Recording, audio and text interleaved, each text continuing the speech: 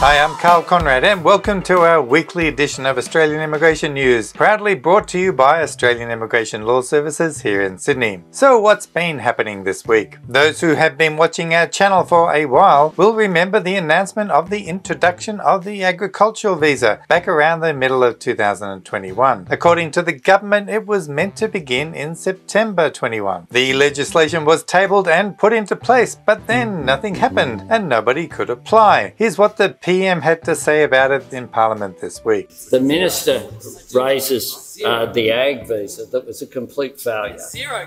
We are a complete failure where no one came. Imagine making an announcement and nothing happens.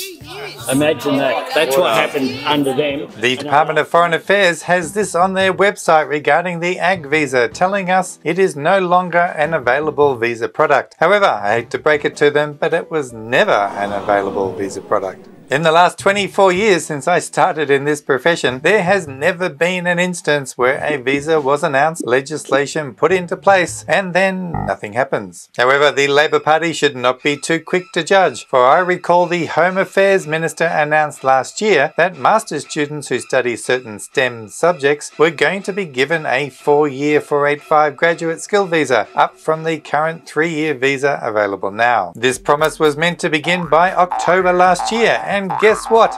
It never happened.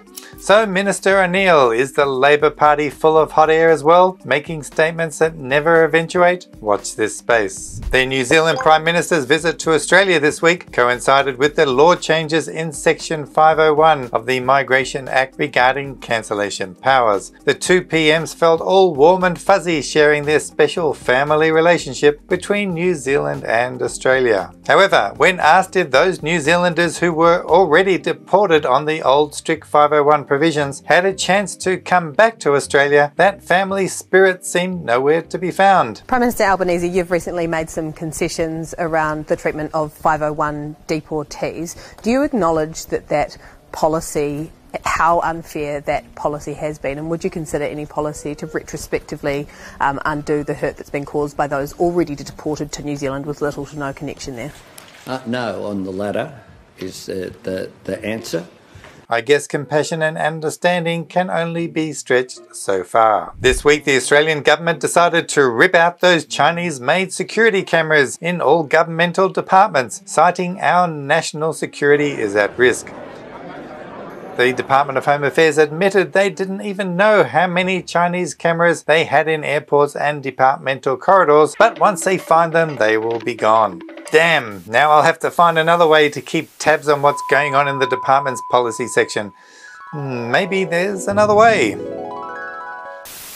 The ABC reported that those of you who were not born in Australia and migrated here were more likely to live a healthier lifestyle than those of us born here. This article says poor old people like me are more likely to develop chronic illnesses than the younger migrants arriving here. Well, that may be so, but give the new arrivals time to get accustomed to fish and chips, football and good old meat pies, I'll bet they will be just like the rest of us. The Australian newspaper reported that Australia can expect about 40,000 Chinese students to flood here by the middle of this year. This will bring about a $5 billion windfall to our economy. But the problem everyone is really worried about is where we're going to put them all. Another concern is that Australia has not made an effort to promote efforts to keep these international students here longer and maximize the benefit to Australia after they finish study. It's all very well and good for Immigration Department to be talking about a complete visa overhaul that may take over a year to implement. What we need now is simple modifications that can have an impact. And whilst many businesses are benefiting from the huge influx of working holiday makers and international students, the construction companies in Australia are calling for a speed up of the permanent skilled visa processing.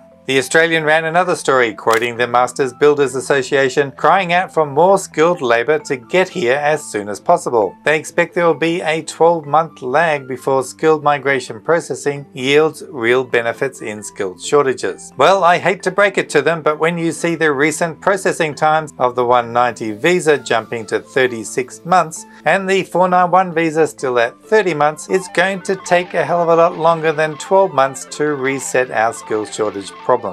The ABC carried a story this week about Matt and his family, who was born in Australia but lost his citizenship when he moved to Ireland at the age of 21 and was granted an Irish passport based upon his family's heritage. This automatic loss happened about 20 years ago, but he did not realise it. Unfortunately, unbeknown to him and most Australians at the time, before 2002, if you even lodged an application to take out citizenship of another country, you automatically lost your Australian citizenship. That all changed when dual citizenship law came into effect on the 4th of April 2022. What is unusual about Matt's case is that he did not find out until recently that he technically was no longer an Australian citizen. Let's hope the government can do something to help them out.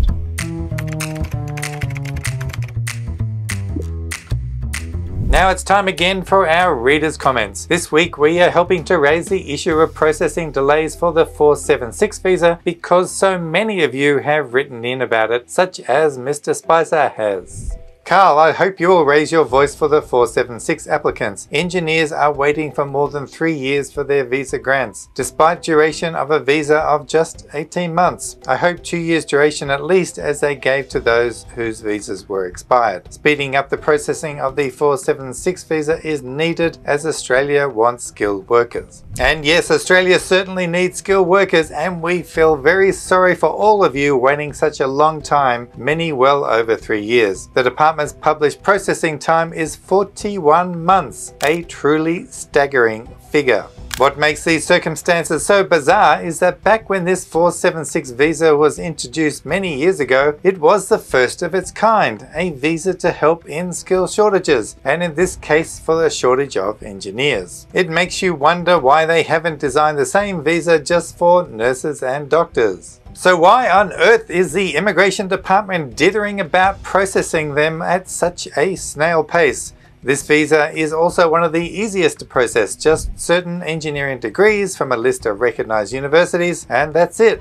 Also, these days you don't even have to do the medical test. Let's see if our video can rattle the Immigration Department's cage and get things moving. Well, that's all for another fascinating week. Just when I think there's not much to talk about, all sorts of stories pop up when you least expect them. Let's hope an improvement of processing times will be one of them in the very near future. If you need assistance, we are always here, and don't forget to smash that like icon every week for us to support this channel. As always, take care out there, and I'll see you next time. So bye for now.